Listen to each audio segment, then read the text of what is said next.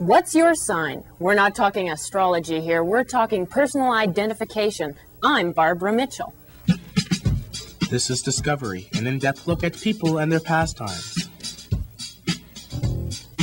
Welcome to Discovery. I'm Barbara Mitchell, and today we're talking with Tony Reno. He's going to tell us how to router signs for your home. Stay tuned and we'll show how easy it can be.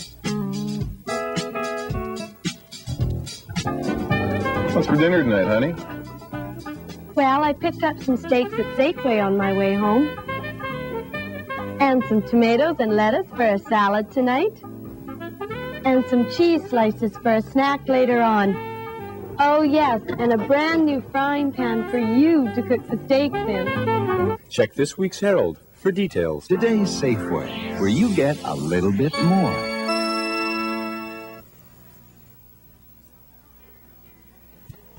Vanish crystals. Surging, bubbling, removing water and rust stains, killing germs, helping you scour the entire bathroom bowl with special cleaning ingredients. Result? It's clean and germ-free, fresh as a bathroom bowl can be. And to help keep it that way longer, use new automatic Vanish in your tank. Every flush, it turns the water blue to prove that cleansing, deodorizing, and freshening are working round the clock. Vanish crystals and new automatic Vanish. Complete bathroom bowl care.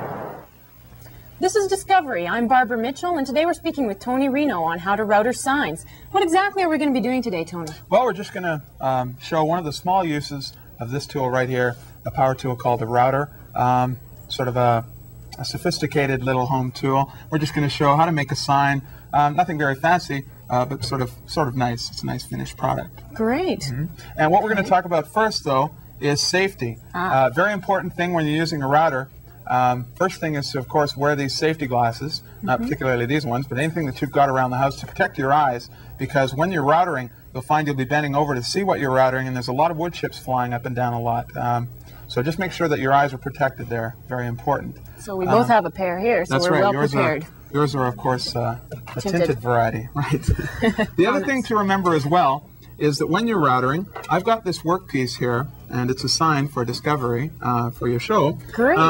It's nailed down here on the board with scrap pieces of wood that are the same thickness as the piece of wood that the sign is going to be made on. That's very important, because what's going to happen is when you use the router, and I'll just show you what will happen, if you come over to the edge like this, you don't want to butt up against a piece of wood that's thicker. Right, or you wouldn't get over the edge. That's right. So it's very important to keep it the same thickness. And as well, it's really important not to have a drop-off. So it shouldn't be too high or too low. Okay, so we're just right. That's very important. That's right. Now, we're starting out with a piece of wood that you can see I've already cut a little bit, just to save some time. But what you should start off with is this piece of wood, just a square piece of wood. We're using 1x8 here, or 1x10, I'm sorry. And it's one inch thick and 10 inches wide, of course. Well, we've got a few knots in this piece. That would mean that's probably a disadvantage. When your router hits a knot, it's going to do some terrible things. It'll stall or stop or cause the knot to come right out. And maybe that's not what you're after. I see. So we want to pick the best side. The other side, and the other side's got knots too. So we're going to ditch that piece of wood. That's why we didn't choose to use that one. That's why this one is done. Finished product. We saw it before the show began too. Is right here. This is the sort of thing we're aiming for. Oh, that's great. Right, sort of looks like a big shoe. So those are what you can put in front of your house and whatnot. To, yeah, that's right. You could do that. Let people know what your name is, or what your TV show is. Right. Right. Okay. Well, why don't we begin with the process? Let's get started. How long does the process take about? Well, depending on how good you are, it shouldn't take more than an hour to finish the whole thing. Well, we don't have an hour, so we'll have to speed things up. All right, but the longest thing, of course, when you're doing it is the painting part of it. But we've got ways around that today. Okay, so we'll just get started. All righty.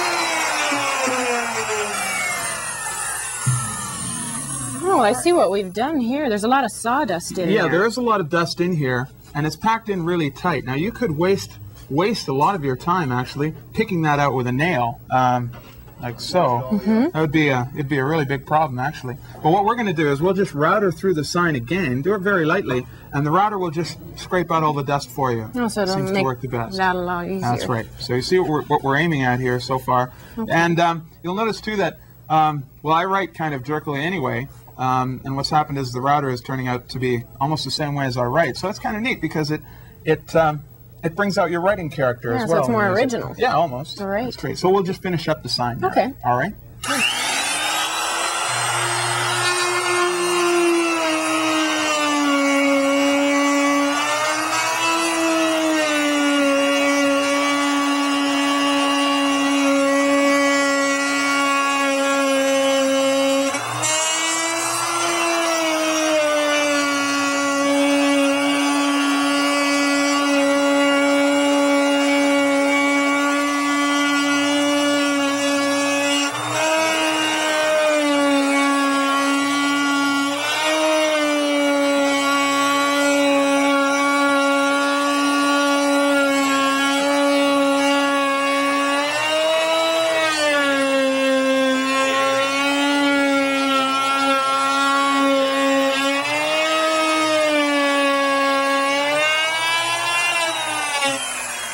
That looks great.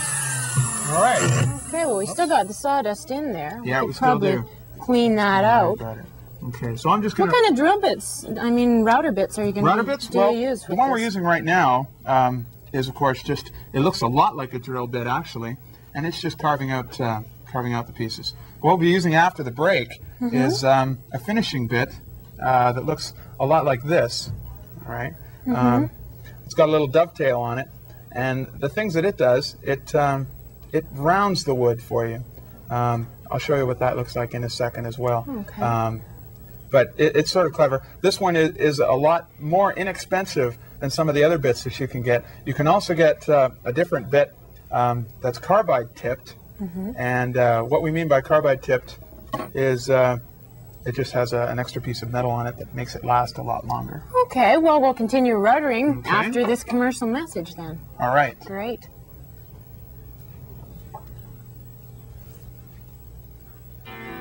Make your own way in this big world, in your own way, make your own life.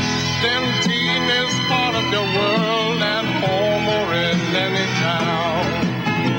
Dentine freshens your breath with that tingly Dentine taste, the freshest mouth in town. Dentine, the freshest mouth in any town, even Rome. Local Arthur Rumskunk is picking through garbage again in search of old work boots to trade in for a $10 discount on new work boots at Work Warehouse. Rumskunk, those aren't work boots. They don't even belong to you. No, they're mine. No, I swear, I left them here last week. No. What do you want with work boots anyway?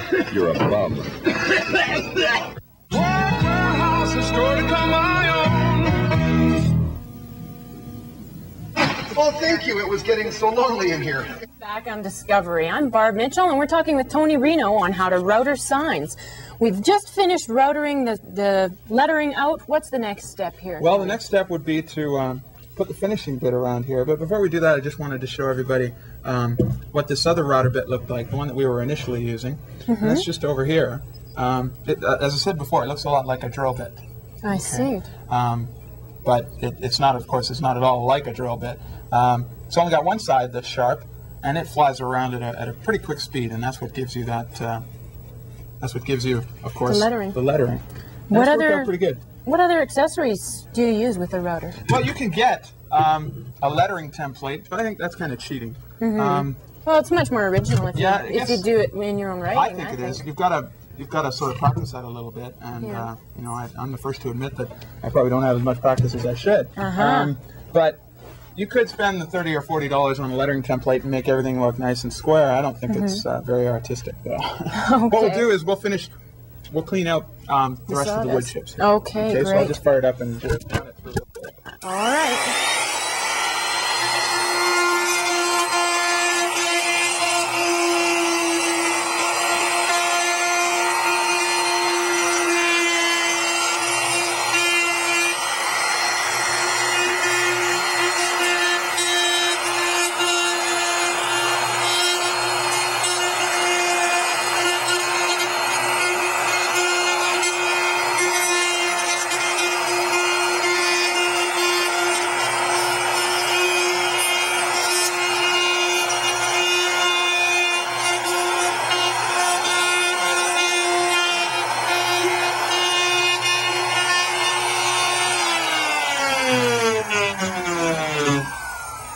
that just cleaned all the sawdust right out. Yeah, see, that's a lot better than wasting your time on with a nail or something. Yeah. Like that. Oh, that looks great. Okay. So where do we go from here? Well, I refer back to that finished product again. It's got a little bit of dust on it.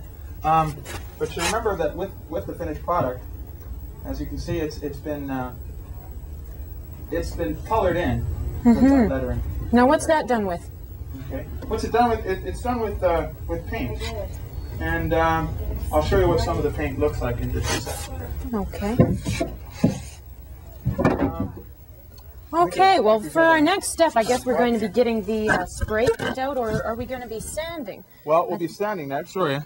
We've lost the mic for a second, but... We're going to be spray painting next. Okay, so we got the spray paint right under here. Pull this out here. You don't have to worry too much about the way you spray paint this way. Like they say to spray paint and hold it a nice, even 2 or 12 inches from the workpiece. But nobody's really going to see this, so it doesn't really matter about bubbling and stuff like that. Okay. So you can just spray it right inside the lettering. Okay. And just as long as you fill up the holes with the paint. That's what you're aiming for. So you just want to make sure that all those edges are covered so you've got the darkness in there. Gets right inside. So I can't really tell. Now that's going to take a while to dry. Yeah, it's going to take a few minutes. So I believe we have a piece down here that's already... It's already been done. Done. So I'm just going to pull this out. And we will use that instead of the one that we currently have. Now you could, we're just going to put this aside. You could, what was I going to say? Oh, you could paint it by hand. Right. It would take a lot longer. Well, this is much easier, I think. I think so too. So just spraying it only takes a couple of minutes. From here, is the next step sanding, or what would that be? That's right. Yeah, we're going to sand it down now. Well, actually, plane it down is what the first thing we have to do. We may have to readjust. Okay. We have to readjust some of the stuff here. So I'm just grab a hammer. Alrighty. Yeah, that's a little bit bigger than the original. That's right. Okay. Well, from here, I guess what we do is inside. Start planing and sanding. That's right. Right. And then we get the finished product. Actually, we could do the planing and sanding, but I think I might leave that. And what we'll do instead, Barbara, is we'll work on your sign. Oh, great. Believe it or not. Oh, thank you, Tony. Says the Mitchells. Just for you. Oh, isn't that nice? It's right there. Okay, so we're just going to finish painting that up. So what we do is we plane it and then we sand it to get rid of that paint on the outside. That's and then right. what's after that? Well, this one's been stained. And that's what we're going to do as well. We're going to stain a little bit more of that, so we'll lose this. Okay, so we need another layer of stain on my sign. That's right. All right. I really want you to hang one. So we'll get rid of this plane here and get moving on the staining. Okay. It's the kind of stain we're using. It's not really a stain. It's just a plastic wood finishing thing. I guess I can get rid of these funky glasses now. But I really like doing it. All right. Okay. The stain, of course, adds to it. What I picked is an outdoor stain too. Okay. And it will. It'll adhere better outside. Well, I guess we're just going to end up staining this, and that's just about it. Thank you for joining us, Tony. All right. And thanks a lot. we'll see you next week on Discovery.